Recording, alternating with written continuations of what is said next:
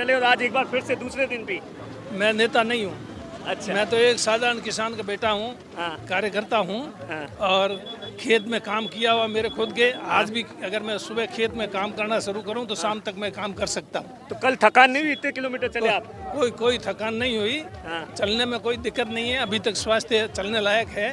तब तक चलते रहेंगे, काम करते रहेंगे और जितना हो सकेगा जनता की सेवा करने में पीछे नहीं रहेंगे। नए नेताओं में तो आदत नहीं होती इतनी। नहीं, नए नेताओं की तो नए नेता जाने। हम तो बहुत पहले 80 में चुनाव लड़ा, उससे पहले से भी पार्टी में सक्रिय थे। लेकिन 80 के बाद में लगातार कांग्रेस पार्टी से जुड़े 8 साल में किया। वो 8 साल में आगे निकल गए कांग्रेस से।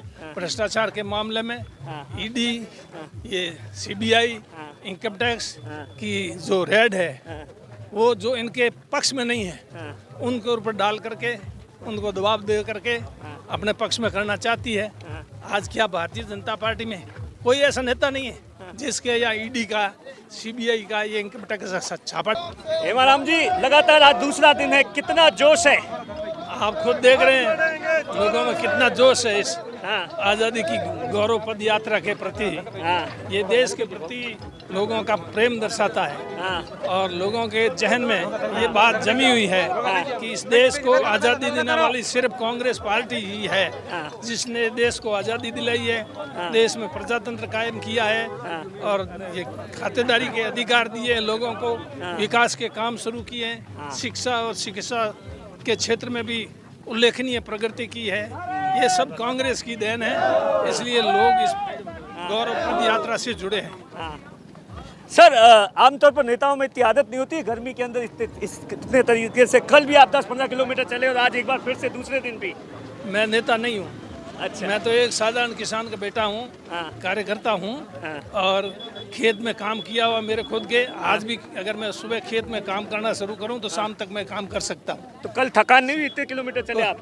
कोई थकान नहीं हुई। चलने में कोई दिक्कत नहीं है। अभी तक स्वास्थ्य चलने लायक है।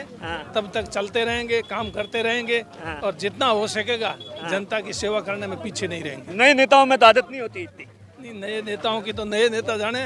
हम तो बहुत पहले 80 में चुनाव लड़ा, उससे पहले से भी पार्टी में सक्रिय थे। लेकिन 80 के बाद में लगातार कांग्रेस पार्टी से जुड़े हुए हैं और जितना हो सका जनता के लिए काम करने की कोशिश की। तो अभी जिस तरीके से बारिश का मौसम है, जब भी समय मिलता है तो खेत में भी कामकाज कर लेते हैं सर?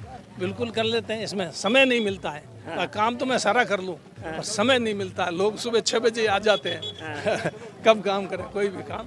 तो लोगों का काम पहली प्राथमिकता में था, दूसरा काम खेत का वो अब छोड़ना पड़ा मजबूरी की वजह से। अच्छा हेमाराम जी, किस तरीके का कल और आज जोश देखने को मिला है?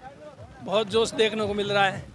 ऐसा जोश जो आप सड़कों पे पद यात्रा में इतना भारी जन सैलाब उमड़ा है, कल भी था, आज भी है और महिलाएं भी है आज तो काफ़ी संख्या में।